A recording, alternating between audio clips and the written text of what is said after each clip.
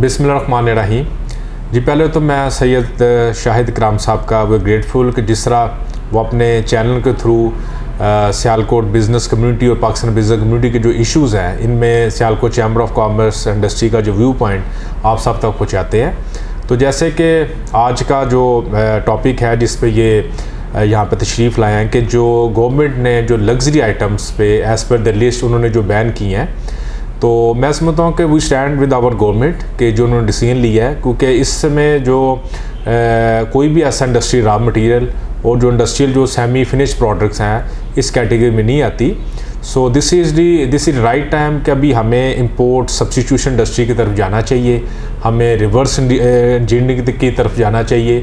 क्योंकि इसी के बदौलत हम अपना जो इंपोर्ट का बिल है उसको हम कम से कम कर सकते हैं। और जो हमारा करंट अकाउंट डेफिसिट है, जो कि हम समझते हैं कि इतनी रेमिटेंस आने के बावजूद भी 12 से 13 बिलियन डॉलर पे जो पहुंच गया है, तो हमें इस पे ज़रूरत है कि हम ऐसी इंडस्ट्रीज़ की तरफ जाएं और हम ऐसी इंपोर्ट सब्स्टिट्यूशन की तरफ जाएं कि हम जो रिलाई कर सकें जो मटेरियल जो पाकिस्तान में अवेलेबल है। और जैसे कि आप सब जानते हैं कि देखें जो लग्जरी आइटम के साथ साथ जो हमारा मेजर जो प्रोडक्ट्स है, जो मेजर जो चीज़ जो इंपोर्ट हो रही है वो हमारी पेट्रोलियम प्रोडक्ट्स हैं। तो मैं ये भी गुजारिश करना चाहूँगा गवर्नमेंट्स के, इस वक्त ज़रूरत है कि जो हाइब्रिड गाड़ियाँ हैं उनको हम ड्यूटी फ्री टैक्स फ्री हम उनकी इंपोर्ट की हम इजाज़त दें, और जो 700 800 900 सीसी जो गाड़ियाँ हैं उन पे भी जो रिस्ट्रिक्शन है उस पर हम हटाएं, ताकि जो हमारी पेट्रोलियम जो प्रोडक्ट्स हैं उन पे हमारा जो रिलाई कम से कम हो, और जब जो हाइब्रिड गाड़ियाँ इस्तेमाल होंगी ताकि हमारी जो पेट्रोलियम का जो बिल है वो हमारा कम से कम हो। इसके अलावा मैं जो समझता हूँ जो इकानमी को जिस वक्त जो ज़रूरत है कि देखिए हमारा जो इस वक्त काइबोर है वो 12.5 लास्ट मंथ क्रॉस किया, तो जिसमें हमारे जो बिल्स थे वो 15% पे जाके टीपी बिल्स थे वो 15% पे जाके भी सेल हुए। तो हम अपना एक सराउंडिंग कंट्रीज़ को अगर हम देखें तो वहाँ पे काइबर ऑलमोस्ट 3 to 4% है। अगर बैंक का वो कॉस्ट डालते हैं तो जो 5% पे जाके वो लोनिंग होती है। तो पाकिस्तान में भी जो 23 मई को जो पॉलिसी आई है मॉनेटरी पॉलिसी, उसमें ऑलमोस्ट 13.75 उन्होंने काइबोर्स पे ले गए हैं, जिसके बाद से अगर बैंक की कॉस्ट डाल के तो हमें ये लोन मिलेगा ऑलमोस्ट 60, 70 एंड 18% पे। तो उसके बाद हमारी जो इलेक्ट्रिसिटी कास्ट अगर सराउंडिंग कंट्रीज़ में देखा जाए तो 0.7 to 8 सेंट है, जो कि पाकिस्तान में इस वक्त 0.14 to 15 अगर सेंट पे पहुंच जाती है। तो मैं समझता हूँ अगर 18% पे आपको लोन मिलता है, आपकी बिजली महंगी है, तो आप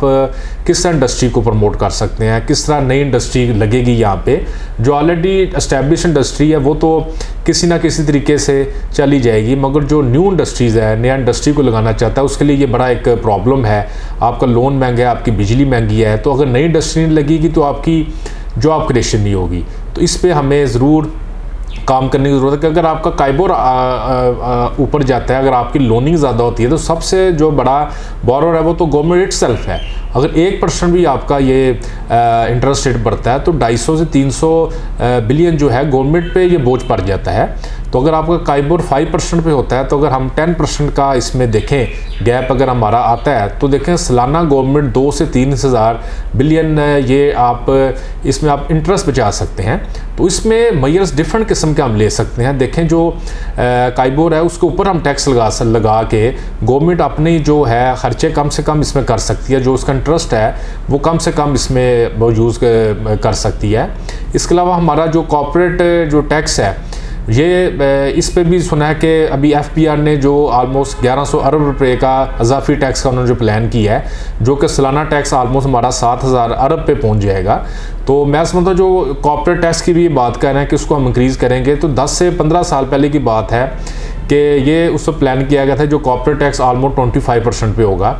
अभी ये 29% पे पहुँच चुका है। इसी तरह आपका डिविडेंड पे टैक्स होता था ऑलमोस्ट 10% पे होता था, जो अभी 15% पे पहुंच चुका है। इस तरह आपका जो इनकम टैक्स भी 35% पे पहुंच चुका है। तो मैं ये चाहता हूं कि देखिए हमें इस पर ज़रूरत है कि हम जो एग्जिस्टिंग टैक्स पेयर्स हैं उन पे बर्डन बढ़ाने की बजाय हमें अपना जो टैक्स नेटवर्क है इसको ब्रॉडन करने की ज़रूरत है, ताकि नए लोग टैक्स नेटवर्क में आए और जो एग्जिस्टिंग टैक्स पेयर्स हैं उनको फैसिलिटीज़ भी मिले, ताकि जो टैक्स पे कर रहे हैं इसके साथ साथ जो हमारी ये पॉलिसीज़ हैं उसमें स्टेबिलिटी चाहिए, उसमें कंसिस्टेंसी चाहिए, कंटिन्यूटी चाहिए, क्योंकि पॉलिसीज़ अगर कंटिन्यूटी से चलेंगी, कमिटमेंट से वो कंसिस्टेंसी से चलेंगी, तो फिर ही आप समझते हैं कि ये इन जो कि गवर्नमेंट डिसीजन ले रही है इनका हमें देर पा नतीजे मिलेंगे। बहुत बहुत शुक्रिया। ठीक है था।